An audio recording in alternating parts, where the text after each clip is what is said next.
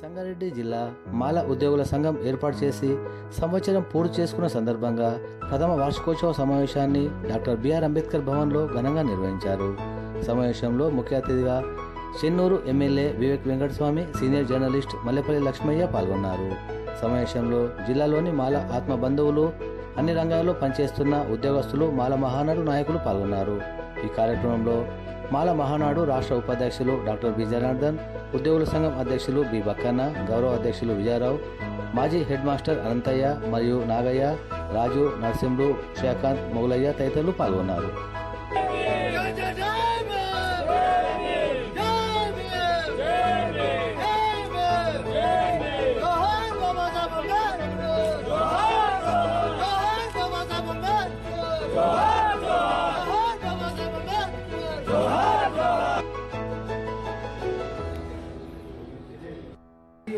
ముఖ్య అతిథిగా విచ్చేసిన మన గౌరవ శాసనసభ్యులు శ్రీ వివేక్ వెంకటస్వామి గారికి స్వాగతం. సార్ అందరూ రండి సార్, బయట ఉన్న వాళ్ళందరూ రండి, సభా కార్యక్రమం మొదలవుతుంది.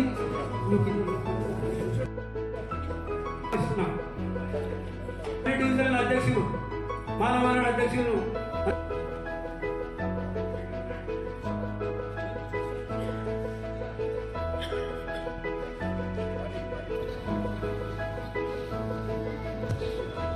బహుకరించవలసిందిగా ఉషాకాంత్ అండ్ టీం గారిని ఆహ్వానిస్తున్నాం.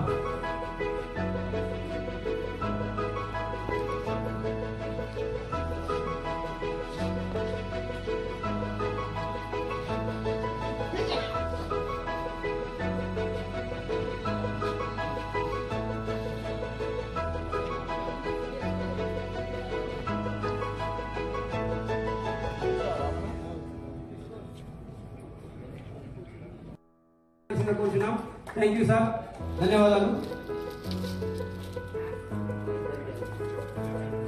జై భీమ్, జై భీమ్.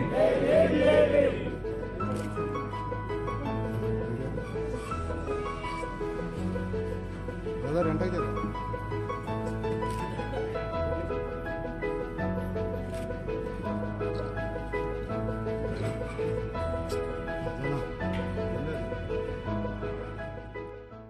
వచ్చినందుకు అందరికీ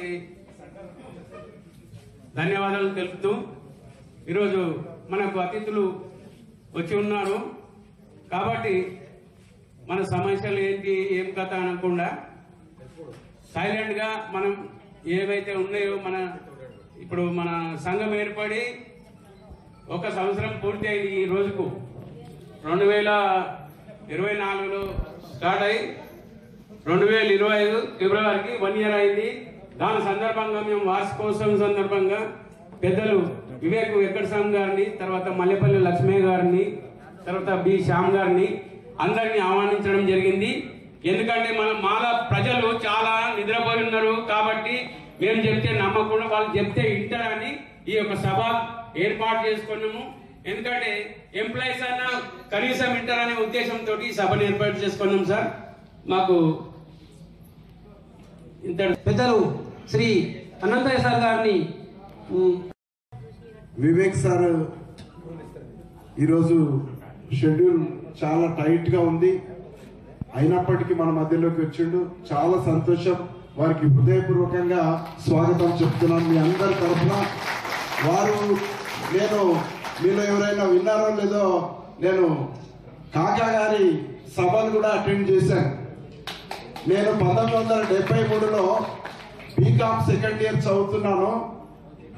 బోయి భీమన్న గారు గుడిసెలు కాలిపోతున్నాయి అని ఒక పుస్తకం, వచన కవిత పుస్తకం వేశారు. ఆ సభలో నేను పాల్గొన్నాను. ఆ పుస్తకాన్ని కాకా గారికి, గౌరవ కీర్తిశేషులు వెంకటస్వామి గారికి అంకితం ఇచ్చాను. నేను ఆ సభను అటెండ్ చేశాను. అట్లా అది జ్ఞాపకం ఉన్నప్పటికీ ఇంకా తరచు నేను హైదరాబాద్లో ఉన్నప్పుడు ఇట్లాంటి మీటింగ్స్ అన్ని అటెండ్ చేసేవాడిని. వాక్యాన్ని లెక్క చేయకుండా మొత్తం దేశవ్యాప్తంగా తిరిగి డబ్బులు, ఆయన వచ్చిన న్యాయవాద వృత్తిలో సంపాదించిన డబ్బులతోని ఆ కాలంలోనే 42 ఎకరాలు సంపాదించిండు. మరి ఈ దేశంలో, మనం ఈ రాష్ట్రంలో ఇంతమందిని ఈ స్థాయిలో ఉన్న మరి వాస్తవానికంటే కొద్దిగా బాధ అనిపిస్తుంటారు. ఎంతోమంది పెద్దలు చాలా పనిచేస్తుండ్రు. హైదరాబాద్ రాష్ట్రంలో కూడా నిరంతరం లక్ష్మయ్య సార్ కూడా ఈ సెంటర్ ఫర్ దళిత్ స్టడీస్ పేరు పైన దాదాపు 25 కోట్ల పైచిలుకుతోని ఒక బ్రహ్మాండమైన బిల్డింగ్ కట్టడం జరిగింది ప్రభుత్వ సహకారంతో. ఆర్టికల్ 341 ప్రకారం మీరు పార్లమెంట్లో చర్చించి నిర్ణయం తీసుకోండి. ఒకటి. రెండోది, ఎంఆర్పిఎస్ నిర్ణయానికి నరేంద్ర మోదీ లాంటి ప్రధానమంత్రి మద్దతుగా ఉన్నప్పుడు, పార్లమెంట్లో మెజార్టీ కూడా ఉన్నప్పుడు, చంద్రబాబు నాయుడు లాంటి వాళ్ళు కూడా సపోర్ట్ చేస్తున్నప్పుడు పార్లమెంట్లోనే బట్టి ఒక చట్టం ఎందుకు చేయట్లేదు? మూడో ప్రశ్న ఏంటి? మోదీ గారి పాలన ఉన్న రాష్ట్రాలు చాలా ఉన్నాయి. ఏది? మధ్యప్రదేశ్, ఉత్తరప్రదేశ్, రాజస్థాన్, ఒక హర్యానా తప్ప. ఇవన్నీ మహారాష్ట్ర. ఇవన్నీ రాష్ట్రాలు ఎందుకు చేయట్లేదు? చెయ్యమని ఎందుకు మిగతా వాళ్ళు అడగట్లేదు? హర్యానాలో ఒక దానిలో చేస్తే హర్యానా నుంచి హైకోర్టుకి వెళ్ళారు. హైకోర్టులో నోటీస్ ఇచ్చింది గవర్నర్. అంటే ఈ తతంగం అంతా ఎందుకు జరుగుతున్నది? తతంగం అంతా నిజానికి నరేంద్ర మోదీ గారు జింకానా గ్రౌండ్స్కి వచ్చి నాయకులను పిలుచుకొని, నేను పేర్లు ఎత్తడానికి నాకు ఇష్టం లేదు, చాలా ఆలింగనం చేసుకొని చేసినప్పుడు నరేంద్ర మోదీ గారు ఎందుకు చేయాలి? ఇది ఏంటంటే ఇది బీజేపీ ఆడుతున్న నాటకం. బీజేపీ అనే ఒక పార్టీ గత ఎన్నికల్లో చావు తప్పి కన్నులు పోయే సమయం వచ్చి సగం కన్నులు పోయి గెలిచారు. చంద్రబాబు నాయుడు, నితీష్ కుమార్ లేకుంటే ఈరోజు బీజేపీ ప్రభుత్వం. వారి దగ్గర కూడా వెళ్ళినప్పుడు నేను ఇదే ప్రశ్నించినాను, సార్ ఎట్లా మీరు పోయి అక్కడ మీటింగ్ వన్ సైడెడ్గా మాట్లాడుతుంది ఏంటి అని చెప్పినప్పుడు, కాదు వివేక్, నేను మందకృష్ణ మాదిగా బీజేపీకి పోతాడేమో, పోవద్దు అక్కడికి, అందరూ మాల మాదిగల గొడవలు అవుతాయి, ఈ గొడవలు కావద్దని చెప్పి నేను ఆ మీటింగ్కి పోవడం జరిగింది. కానీ నువ్వు చెప్పిన విషయం ఏదైతే ఉందో, సుప్రీంకోర్టు డిసిషన్ ఏమి ఇచ్చినారు, దీన్ని ఎట్లా ఇంప్లిమెంట్ చేయాలి, ఇది ఎందుకంటే ఈ డిసిషన్ రావడం వల్ల మీరు అందరు చూసినారు. పరేడ్ గ్రౌండ్స్లో మీటింగ్ అయినప్పుడు ప్రధానమంత్రి మోడీ గారు వచ్చారు. వారు కూడా అన్నారు, అరే నేను కేటగరైజేషన్ చేయిస్తా, నేను కట్టుబడి ఉన్నా, నా తమ్ముడు అని చెప్పి కాలు మొక్కున్నారు, అలే బలే చేస్తున్నారు, అన్ని చేస్తున్నారు. సో ఆయన కూడా ఆ ఎలక్షన్లో అన్ని పార్టీస్లో ఉన్న ఎంఆర్పిఎస్ నాయకులకు అందరికీ కూడా ఆయన పిలుపునిచ్చినాడు. ఏమని ఇచ్చినాడు పిలుపు?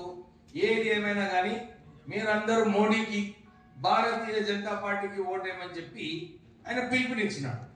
అంటే ఏమన్నమాట? ఆయన భారతీయ జనతా పార్టీలో చేరిక అయినా కాకుండా భారతీయ జనతా పార్టీకి సపోర్ట్ చేసినట్టు ఆయన స్పష్టంగా చెప్పడం జరిగింది. అవునా కాదా? దానికన్నా ముందు కర్ణాటకలో ఎలక్షన్స్ అయ్యాయి. కర్ణాటక ఎలక్షన్లో కూడా అక్కడ కూడా పోయి ఏ పార్టీకి మద్దతు ఇచ్చిండు ఆయన? భారతీయ జనతా పార్టీకి మద్దతు ఇచ్చిండు. భారతీయ జనతా పార్టీకి మద్దతు ఇచ్చిండు. మళ్ళా పార్లమెంట్ ఎలక్షన్లో అట్లనే చేసిండు.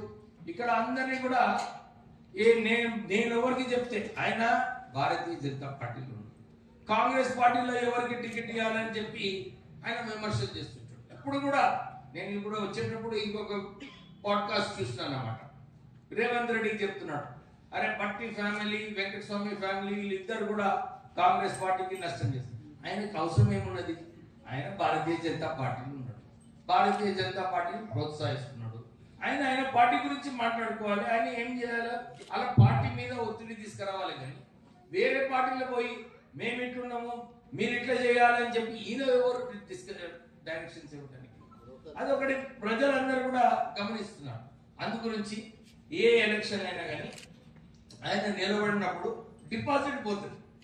ఎక్కడైతే ఎంఆర్పిఎస్ ఎక్కువ సంఖ్యలో అంటే అప్పుడు కాదు. ఇది ఆయన వ్యక్తిగతంగా ఏదైతే మాటలు మాట్లాడుతున్నాడు